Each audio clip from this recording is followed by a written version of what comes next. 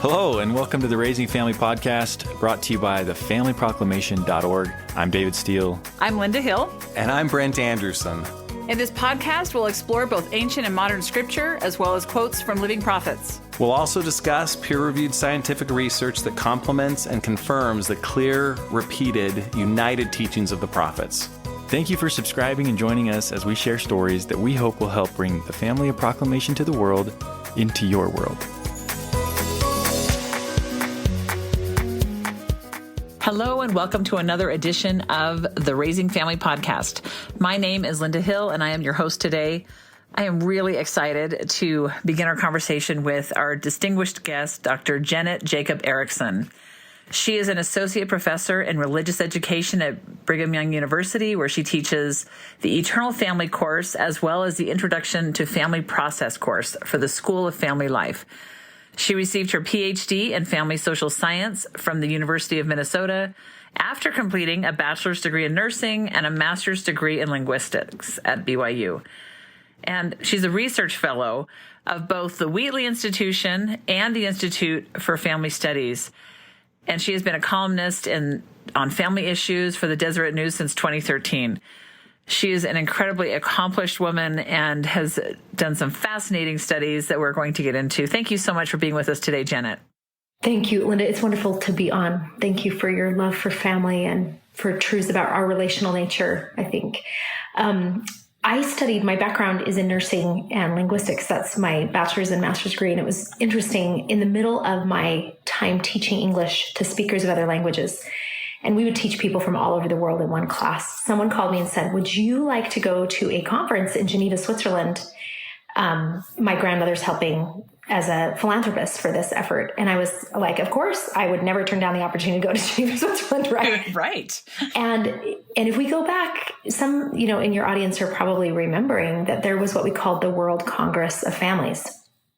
And it's still going on. But the World Congress of Families at that time, with Richard Wilkins from BYU, from the law school, he'd gone to United Nations conference, not having done anything in family in particular. And just in that experience was made aware of, wow, the international lens on the family, especially led by leaders of nations in the Western world, especially, have really shifted in their understanding of the role of the family. And so he came home with a very strong feeling and impetus to do something to help shore up or help alter this direction in terms of how the family was seen in the international world and policies that were being advocated on developing countries from developed countries.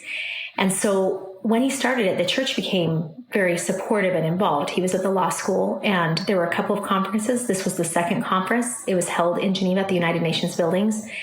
And I went, and I was amazed. I had no family science background. I had done nursing and I'd done linguistics. I'd studied in nursing. Of course, the family plays a very central role in health and well-being. And I knew that. When I studied linguistics, teaching English to ESL students, it became really clear that when a child shows up in kindergarten, then their kind of linguistic capacity is has already been very shaped by their family background, such that we could even count the number of books in a household and predict kind of linguistic preparation for learning another language or for facilitating their own development in their own language. And so in both of those areas, family was really fundamental. I mean, it was just at the core. And then when I went to this conference, I just sat in session after session and I was amazed. I was amazed to hear about the role of the family in economies, the role of the family in children's development, the role of marriage, the role of religion and family. And so I came home just I didn't have a degree in it.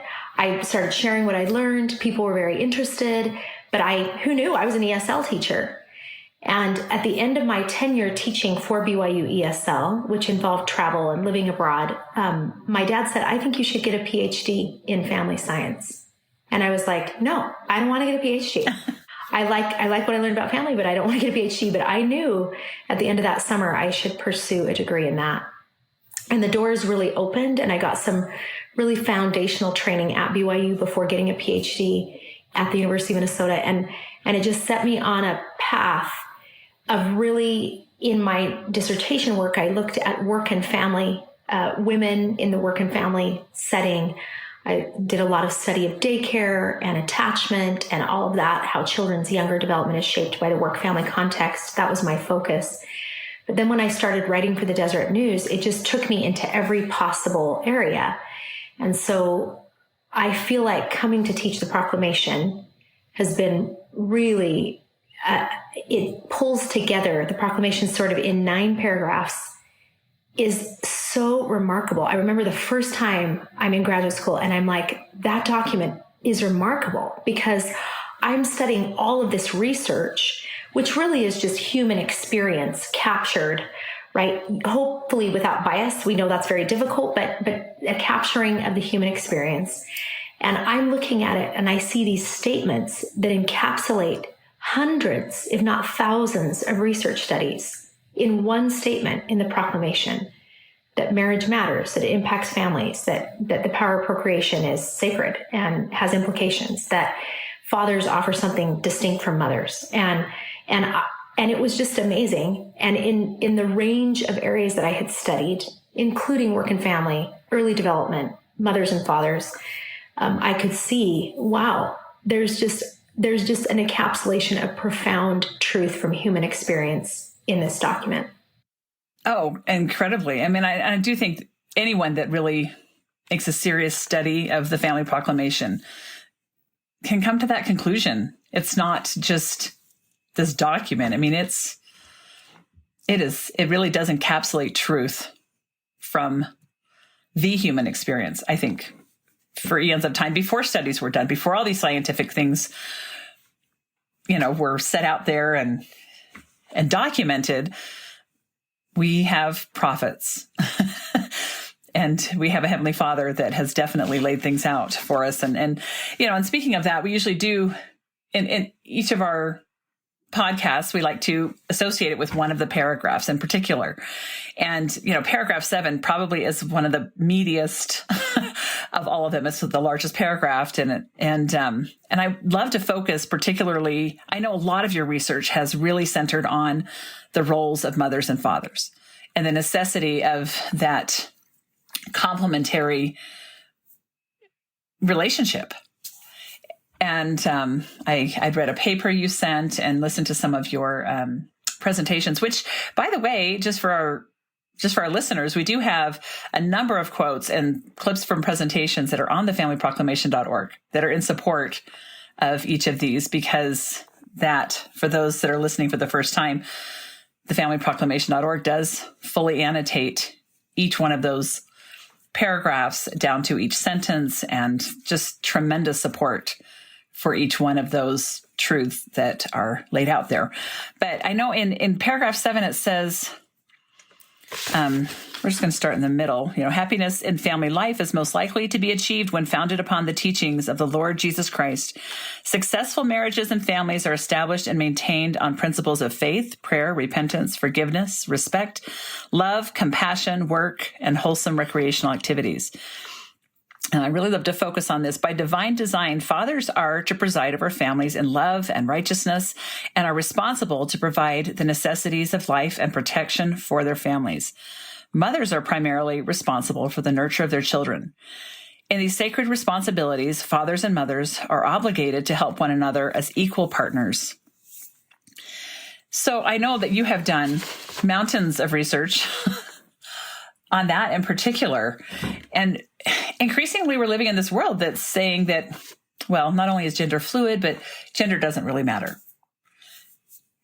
What are your thoughts on this? What is research? Start telling us about some of the research that you've done on this area. Yeah, so happy to do that. As we start, it's interesting, Linda, that students, I think, when they first describe how they feel about the proclamations, first day of class, we kind of broach this issue of like, what are your feelings and sensitivities? Why could this be a sensitive document? They are very fearful that it is black and white, that it locks people into certain roles or behaviors. And I appreciate their perspective. I think that what happens across the semester is all of a sudden it's like, oh my goodness, this isn't a document that locks people in to certain things. It's a document that actually is more expansive because it helps us understand why the natural endowments, for example, of gender, don't mean one cannot provide or one cannot participate as an equal in all the dimensions of family life, but that we have been given gifts and capacities that facilitate our being a particularly able influencer in very meaningful ways. So let me just give an example. And I just start out by saying this is our understanding of the unique psychological and physiological endowments that come with male and femaleness are way beyond who's working and earning money and who's right. It's way beyond kind of an hours division or an equal kind of time in certain spheres. It's both deeper and broader than that. And I'll just give some examples to start out with. We know when an infant's born, the infant has to accomplish one task, absolutely essential for their development. And that is to bond with another human being on whom they can rely for care and that they'll be fed, clothed, all of that. But something far beyond that is they have to have a bond in which there's emotional communication that is what researchers in Berkeley will call the language of love, interestingly enough. And it allows for the developmental processes of the right brain in that infant to develop and grow, and then the left brain. And they come out primed to look for a particular caregiver. This is across all species. And this is a being whose heart they have felt, whose body has built their own, whose blood has flowed through them, who's been the source of their development entirely. And it's a mother. And that mother, they are primed to look at a woman's face. There's more space in their brain actually for a woman's facial features. We know that an infant will spend more time looking at the face of their mother. They'll gaze for seconds longer at her than other faces, primed to connect. And now, because of technology, we can see, we used to think it was the left brain that was being developed in that process of interacting with this attachment figure. But now we know it's the right brain, and it's the center of identity and meaning and well-being. And essentially what's happening is she, eye to eye, body to body, skin to skin, is taking those, in that interaction, the parts that the baby is born with in that brain are now being connected. 1 million synapses a second, we can estimate. And she literally is building the brain of that infant. By 18 months old, and these are rough metrics, it varies by child, but just roughly, the infant shifts to needing father and connection with father. And in that process, different parts of the brain are built and different connections are being made in that interaction with the father. And both end up being very important to the bonding dynamic that's essential for development. And yet they're sort of sequential, and they contribute in unique ways to the building of that infant. And that just continues across development. So you have oxytocin floods both a mother and a father, floods her especially in the process of bearing life, of breastfeeding and all of that.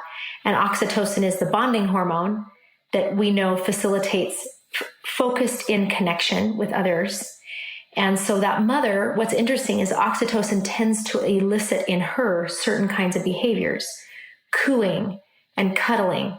So she engages in what we call mother ease. She talks in a unique way to the baby. She uses different sounds, all of which we now know are particularly adapted to the developmental needs of that infant. And father also experiences oxytocin, especially in the process of being with the mother and the baby. And yet it tends to elicit different behaviors in him. And so it's why you'll hear that phrase, cooing and cuddling, tickling and tossing. And so dads tend to be the one who's doing more stimulatory kinds of physical kinds of actions with that baby, even as the mother's holding close. And it's fascinating because it sort of represents how they're impacting development in unique ways. I use the word unique cautiously because there is so much overlap. And we know fathers can bond with infants, can care for infants, can do wonderful caregiving, but they bring to that relationship different predispositions, biologically, physiologically, that tend to orient them in specific ways. So fathers are more likely to hold a baby as a football than a mother is. Mother tends to wrap the baby up, keep the baby close to her, and father tends to hold like a football. And it's interesting because he's giving that baby a view of the outside world that he himself has. And across development, what we notice, just roughly, mothers tend to build core, identity, emotional understanding. Fathers are impacting relational understanding, relational capacity, how you relate to the outside world. So you'll hear, for example, that incarceration is more likely for those who did not grow up with a father. Fatherlessness tied to increased incarceration rates. And roughly, it's as if fathers are helping children develop a sense of boundary in terms of what's appropriate, what's not appropriate, how to engage with the outside world in ways that are healthy. Fathers tend, for example, to discipline much less frequently than mothers do. They intervene to correct children less frequently than mothers. Mothers will intervene more often and give more instruction and that kind of thing. But dads do it. When they do it, dads hold the line, where mothers tend to be flexible about consequences. It's more of an engagement around it. And fathers tend to set a boundary that says, do not cross this. Fathers also tend to have a role that says, as children get older in particular, this is how you operate in the outside world. This is what you do. They play with children differently. If you walk into a room and you see someone roughhousing with a child, 90% of the time it's going to be a father playing with that child. Ross Park was trying to figure out, what are dads doing? Why are they so inclined to this kind of physical play that begins like in infancy, that bouncing up and down and wrestling and tussling and holding them up and throwing them into, just all of those things. And what giving them mom a heart attack sometimes. Yeah, where she's like, put them down, right? My husband, don't throw them so high. It is so funny because when my husband grew up with no baby, like he's an only child, no cousins around him. Our daughter at 35 years old was the first diaper he changed. And so like he saw nothing. He immediately starts to hold her like a football. Then that first night, I remember we come home from the hospital and he starts doing calisthenics with her. And I'm like, what are you doing? This is our like 6-pound baby, right? And so a student just said the other day, she said, my husband and I have been talking about when to start a family. And he keeps saying, I just can't wait to throw that baby. And she's like, what are you saying? What are you talking about? And yet it's just really remarkable to think that we have these tendencies towards certain ways of relating to that child that are very important. And so Ross Park finds out when dads play with children, what it helps them do is self-regulate emotions. They learn not to bite, not to kick, not to hit as they're engaging kind of in elevated physical and emotional play. And so those children tended to be more popular or have more high peer ratings in school. As children get older, it's dad who tends to be the one that calls them a name, like playfully engages in ways that he's unaware, but has this sense for, I need to help them know how to navigate peer dynamics with a sense of awareness and confidence. And so there you get, dads really matter for achievement. Father is the most important predictor of college graduation. So having a father involved in your life. Isn't it like 98% or something I read, right? For college graduation? Yes. I thought, is that a typo? But it really is extremely high. Really high. And so what we have, right, is our lower educated classes, that lower SES, middle and lower America, we'll call it, are much less likely to grow up with a father because in those populations, marriage is much less likely. Out of wedlock childbearing is very high in the 70 percentile range. And so you have children who don't grow up with dads, which just has this spiraling effect in terms of coming up out of poverty, achievement. All of those things are made much more difficult by the fact that they're not exposed, not born into a healthy marriage, and they don't have a father that's close to them to facilitate that kind of development. So, well, and it's perpetual, unfortunately. Like I do remember that from family science, the generational transmissions and how hard it is to get out of these cycles that start and just perpetuate and perpetuate. Yeah, they're very powerful, right? Yes, extremely. More so than anyone really wants to admit. I mean, we don't want that to be the reality. Right. And to that point, Linda, one of the things that I think can be painful in the church, and the proclamation can be painful, is we all have this sense that there's like an ideal. We all yearned to have loving, caring, happy homes with loving parents, a mother and a father who were deeply devoted to us and one another. And then you have real life. And we are immature human beings, and we are struggling to be in relationship. And so I'll tell them right off, no one, as Elder Gong said last conference, has a perfect family. No one. We are all just developing, growing human beings. Some of you will have fathers that never played with you that way. Some of you will have mothers that you didn't have a strong attachment relationship to. Many of you will have marriages, your parents' marriage wasn't healthy, and it was ruptured at some point. And so we want to, right? It's natural to be like, I don't want to be any different. I don't want to be a statistic. I don't want to be marked as somehow being less than other people because of these challenges that I had. And there's just a very leveling of the playing field. All of us came from imperfect dynamics because we're imperfect human beings. But it helps us, and they can get this sense, to know what the implications are from some of these losses that are inherent to mortality, so that we know how we can respond, heal, and help with them.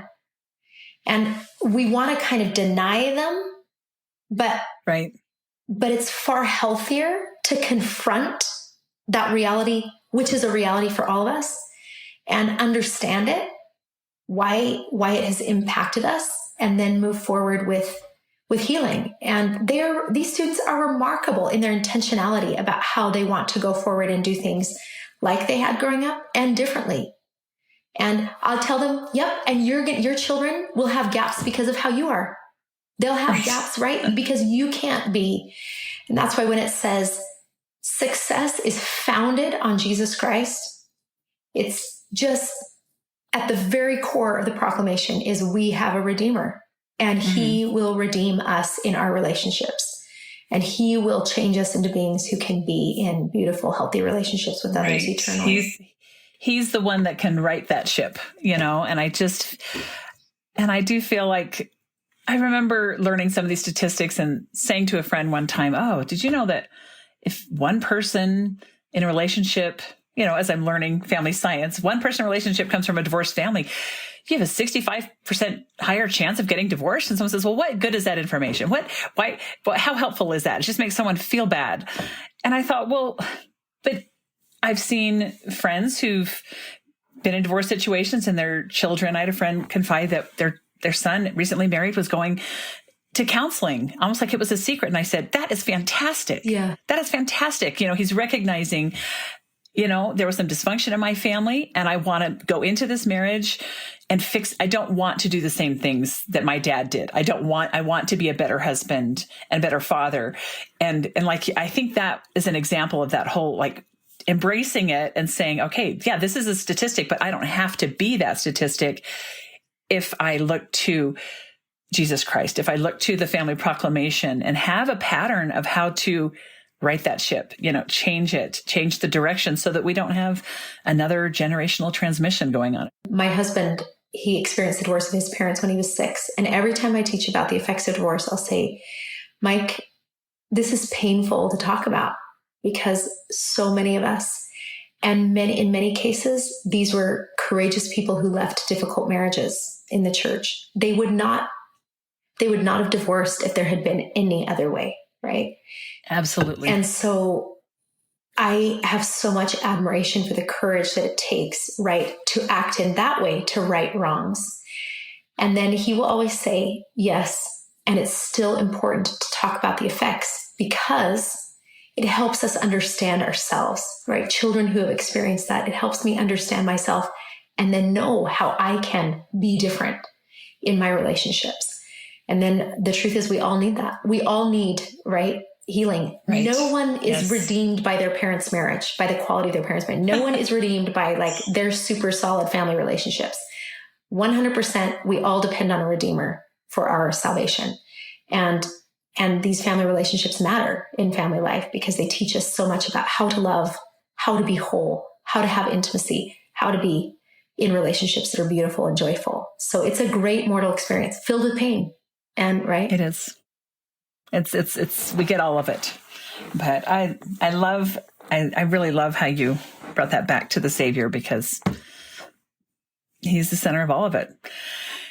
I want to pivot just a minute to, speaking of children, you're talking about the consequences when your husband's saying we need to talk about the effects.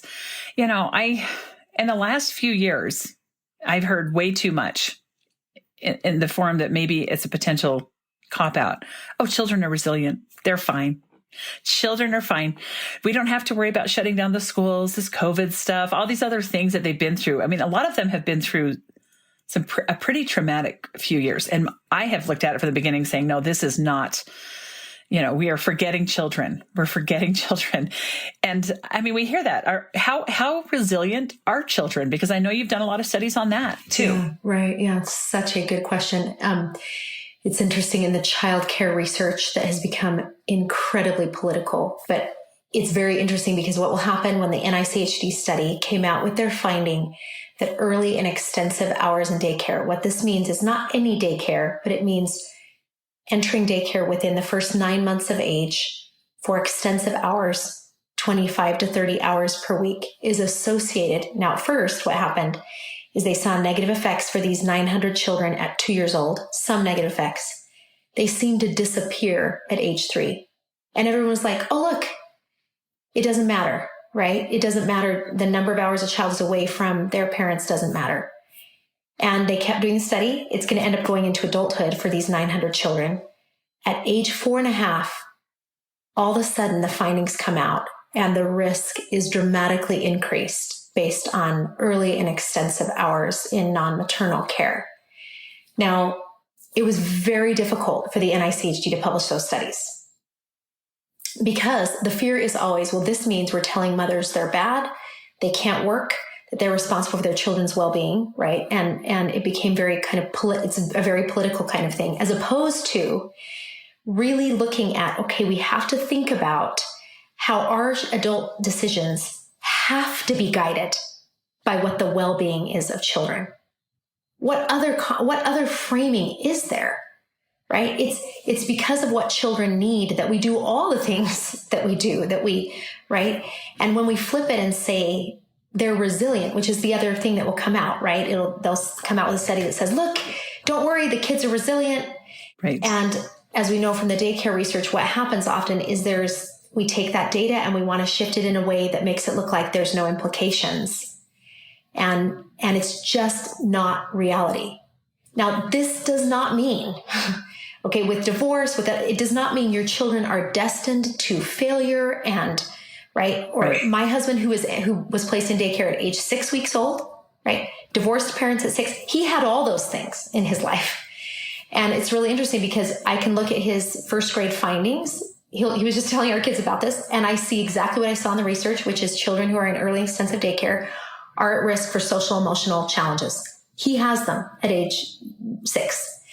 And then you look at the effects of divorce, and a child, we have to know, even if that is the best decision for that mother or that father to make to leave that marriage, that child embodies their parents' union. They physically are. Their reality is the union of those parents. And so as Mike would say, as a young adult, he has this question: if my parents were not meant to be, was I meant to be? And we see, like a loved one that I just have, dear loved one, parents announce the divorce. He goes and writes in his journal, he draws a heart. It has a rupture down the middle of it. He writes on one side, mom, and he writes dad. And we know the heart that he's drawn is his own heart. And then he writes questions at the bottom. Where do I go? What does this mean? Who am I? And so what we see in the research is these very existential questions about meaning and identity, because you embody that relationship between your parents. So even if it is absolutely the right thing for that divorce to happen, the reality is there's been a rupture inside your core that needs to be addressed. When we look at children in non-maternal care, we know there's a risk of them being in an environment that has a high child to adult ratio because there's chaos, more chaos, and that child is not going to receive kind of the attention that a normal family structure would receive. And there are implications social and emotionally. Now, does that mean they're destined to be disruptive? No, all their lives. No, they can heal, but it does not deny what healthy development looks like, what ideal family structure kind of looks like. And so I think you're right. Children are resilient in the sense that they can heal. Right. How does that feel to tell a child who feels the rupture of their parents' marriage or experiences the challenge of not having strong attachment relationships, and to tell them, you're resilient, you're going to be okay? Now, they are resilient, and at the same time, we do not want to deny the realities of their experience. It's wrong to do that. And so I think the approach should be, what do we do to best facilitate the development of children? And not what is the least amount we can do and still have them sort of develop and grow and be okay. Right.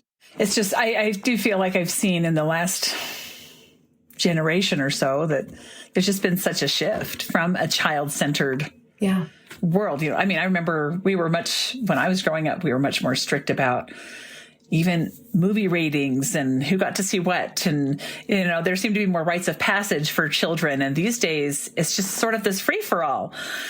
And I get concerned about the fact that we're viewing children as just mini adults, and they're not. They're not just short adults. Their brains aren't quite there. And I feel like largely as a society, we're sort of neglecting that part about the brain development and about the fact that they are different than adults. Yes. They depend on us. You'll be fascinated by, I always teach students this fascinating study. Carl Zimmerman, who helped found Harvard's sociology program, who came to be known as kind of the most significant sociologist of that time period.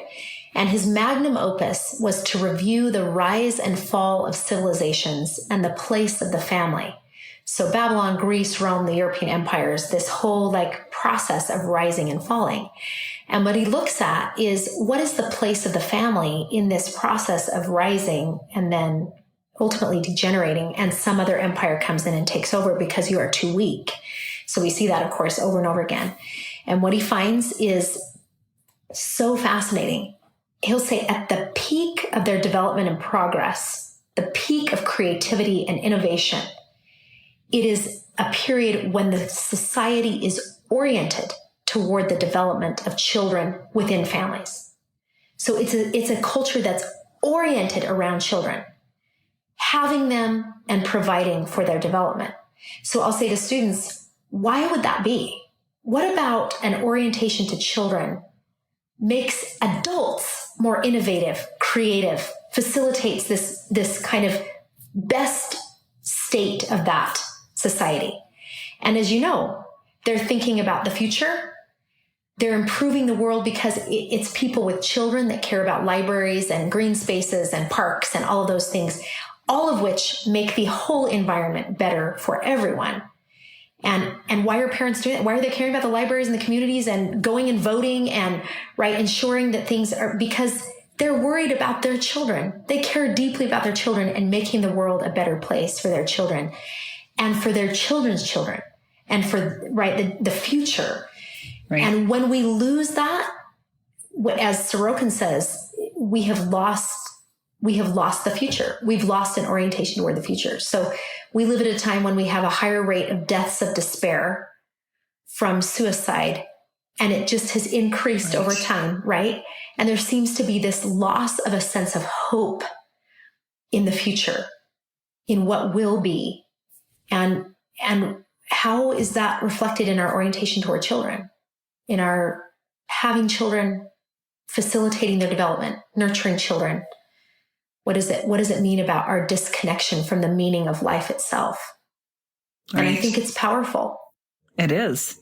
I wish this is a message that we could just get everybody to understand. So I guess that's one of my questions is how, knowing this and like for the people that are listening to these, these truths and the studies and the scientific evidence and kind of knowing where we are in society, what are some things, what are some things we can do? What are policies that are important for families to be able to thrive?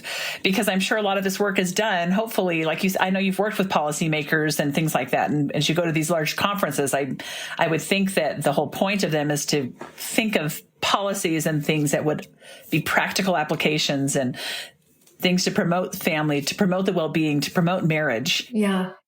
What are things that the average person can do? Yeah. Well, it's really interesting, Linda. Students, I think, they have no idea when they embark with this knowledge, all the different places that it will be used. They're going to be writing a letter to their local library. They're going to be on the PTA. They're going to be, even if they don't have children, they're going to be oriented towards the development of their nieces and nephews. They're going to be living out these truths. And it feels like at the core is an appreciation for the fact that we are relational, deeply relational beings, and that these core relationships are very significant in our lives. So I'm just thinking about policies, because you asked about what does the ordinary person do? And then we have the policy world. So Utah just opened up, the governor, it was really important to him to create the Office of Family, right at cabinet level position, which we've never had. And I don't think any state but Utah has. And essentially what it is to put a lens of family on every policy. So if we just started kind of from the range of policies, you've got marriage. You recognize marriage really matters. So what are things that you can do publicly to encourage that success sequence, which is people going to school, getting married, having children, that this is thriving in life. And so, right, all you do kind of public service announcements, what you do in terms of policies to remove impediments to marriage from our marriage penalties that are across so many of our efforts to help with lower income families. There are marriage penalties all over the place, whether it's blocking income for daycare help, whether it's blocking income for getting help with subsidizing that income. So removing marriage penalties from all of our policies. But it goes even insofar as what does this mean for paid leave efforts? And of course, that has economic implications that you have to think through. Does it harm families in the end because we've impeded economic growth for companies that would facilitate families? Or is it worth really encouraging, right, paid leave efforts so that we can facilitate developing strong relationships in that early period and communicate that those relationships matter by our policies? But then you get into Utah's working on what does this mean for how we approach adolescence, mental health, and social media use. Because parents have no idea what to do. And you've got schools passing out devices, right? Seeing themselves as very innovative and progressive. And yet we have significant, unbelievable increase in mental health challenges among adolescents and young adults that seems at least in part, if not extensively, linked to technology. So here's the governor saying, we have to talk about this. So that means efforts for public service announcements about that, educating families about that, putting in policies in place that require parental administration of all of those social media apps, right? Requiring that in the state. So I think it's a multifaceted effort. And at the core, this whole issue of technology and youth is really relational. We have a massive increase in loneliness and feelings of disconnection and the mental health challenges that come from that, fragmented family relationships. And then you've got technology impeding actual connection with other human beings. And we need it. We have to have it. So I think at the core of all of those policies is an appreciation for the importance of core relationships, in-person, interactive relationships. And I'm one of those mothers who needs to do better, right? Turning off devices. So I am totally present, knowing that this is the essence of life. It's why that Harvard grant study, after 75 years, tracking the same people for 75 years, George Vaillant ends the study, principal investigator. The earlier principal investigator had died. It's Harvard's class of 1936. He comes out and says the end finding of this entire study over 75 years is that happiness is love, full stop. Relationships are everything. Warm relationships in childhood, warm relationships in adolescence, warm relationships across adult development. And so we just have to really deeply believe that it's not about individual achievement, individual happiness, that our individual happiness hinges on the strength of our relationships. And we've had it, we've just had it on the inverse. Mm-hmm. It's been like achievement on your own, independence, succeed. You do you. You do you. Be unfettered by relationship, right? What it asks of you to be in relationship. And we're killing ourselves. That's like quite literally we're killing ourselves. And so there's just got to be a flip that individual health and well-being is fully and completely dependent on the strength of relationships, the core relationships being most important. And that lens has got to be on everything we do. Our schools, our homes, our churches, our policies. How do we strengthen core relationships?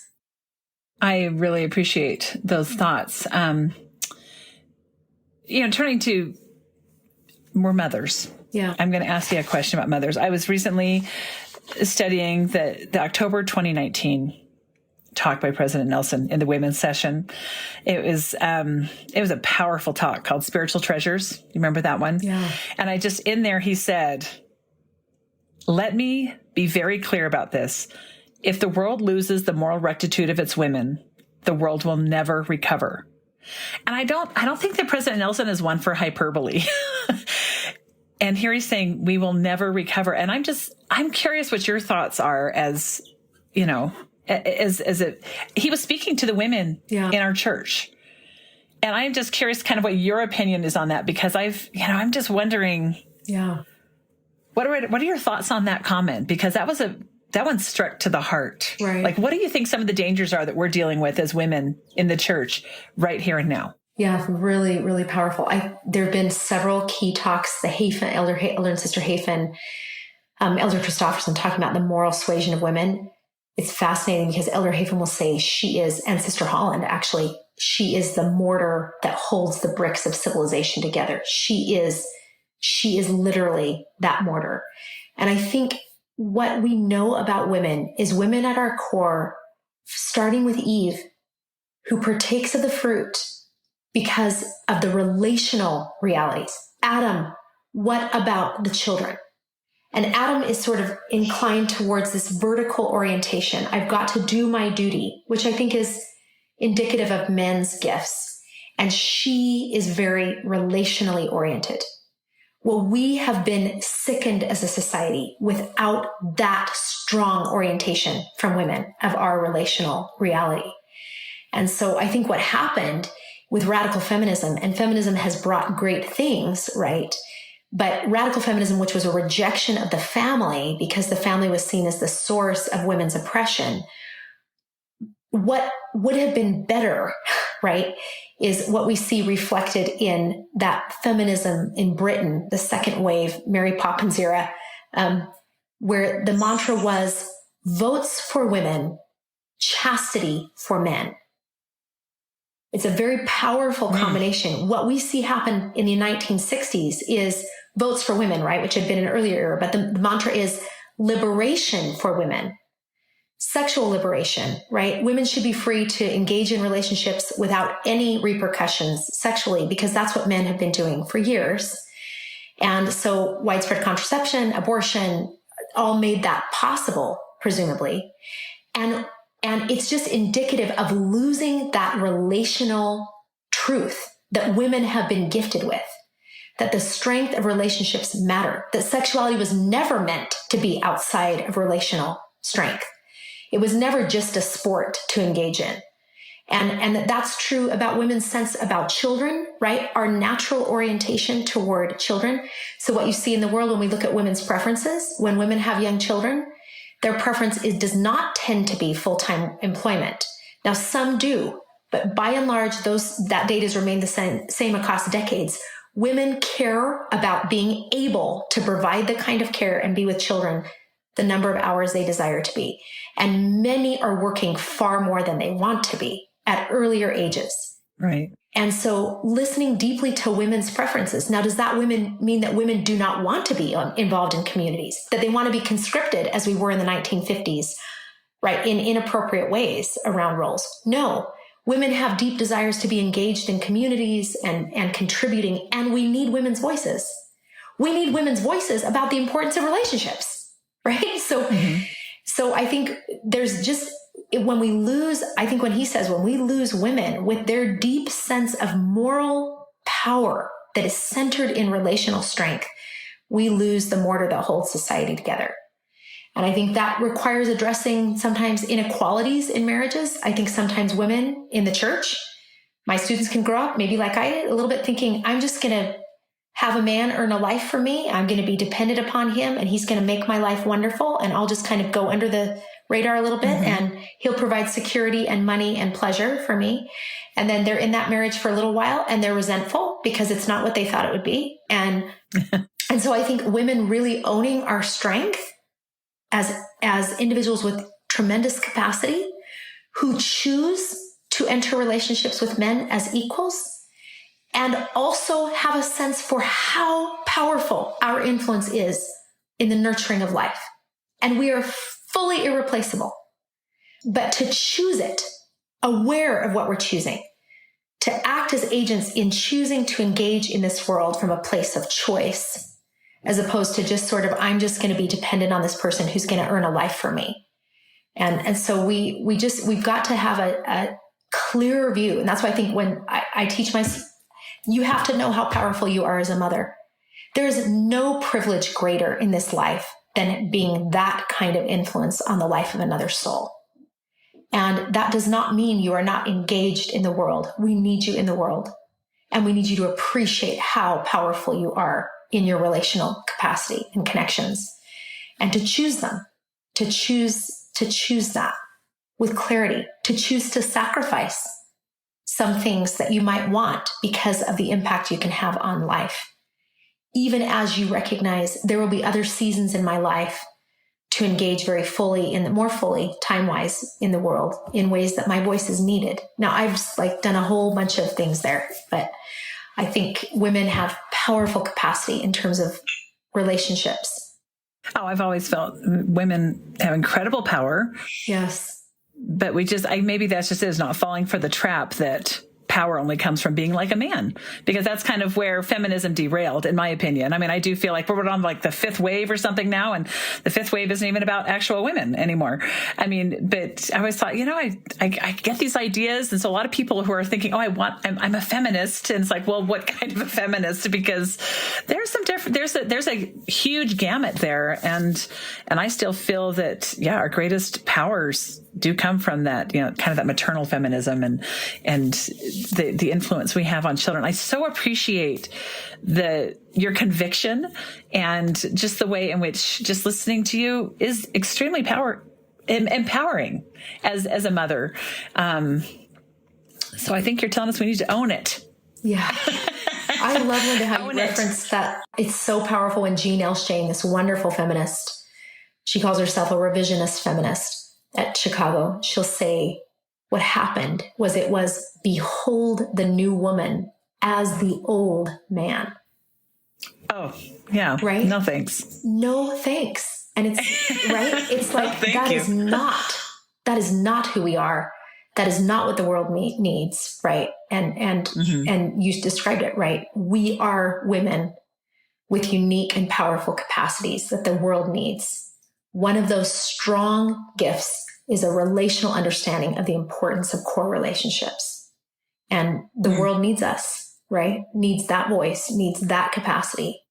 I really appreciate that. I think you've shed a lot of light on kind of, I think, some of those issues in the family proclamation that some people do kind of go, I don't know about that, because I think that's a sticking point for some people. They don't read into the depth of it, about in that paragraph 7. And it's unfortunate because I do feel, like you said, there's so much overlap, and there's so much overlap in the gender roles and in the things that we do as men and women. But it's that complementarity of that relationship that is so powerful for children. Yeah. And, my husband and I are very opposite. he's very left-brained. I'm very right-brained. And, we just have a lot of jokes in our family about if you want something done fast, ask mom. If you want it done right, ask dad. Or if you want to understand things, ask dad. If you understand people, ask mom. And we have these jokes in our family about how sort of that yin and the yang, and it's beautiful. I mean, sometimes those differences in every relationship can bring frustration, but I think it brings opportunity for growth, because I like to see that there's things that I have influenced my husband, and I think that there's definitely ways that he has influenced me. Yes. And in these 34 years we've been married, we've both evolved into just such better people because of those differences. Oh, that's so beautifully said, Linda. And children benefit so much from the differences, even if they don't map perfectly right, like on typical things, but just the fact that there are differences. But I love this idea, which is so true. President Irene captured it at the Vatican just so beautifully. He just said, her nurturing grew in me as his gifts grew in her. And you grow into this kind of ever more beautiful completion, a oneness, as you learn from one another, grow from one another, and also offer your complementary capacities that in such completing ways. It's just beautiful. It is. Well, thank you so much. I could talk to you for hours. Oh, it's been so fun to talk to you. I just think you are fascinating. That the work that you have done is so valuable. And thank you so much for coming and being a guest on our podcast. And I'm hoping we can have you again and talk about some other issues, because I know that you have so much research, and we would love to hear your wisdom again. If you're ever willing to come back, we'd have you anytime. Happy to. Linda, thank you. Thanks for caring and being such a wonderful host and desiring to learn about these issues and share about them. Thank you for listening to another episode of the Raising Family podcast. This episode was produced by Carol Rice. Our research coordinator is Angela Valentine. Audio was edited and mixed by John Wright. The Raising Family podcast is brought to you by thefamilyproclamation.org.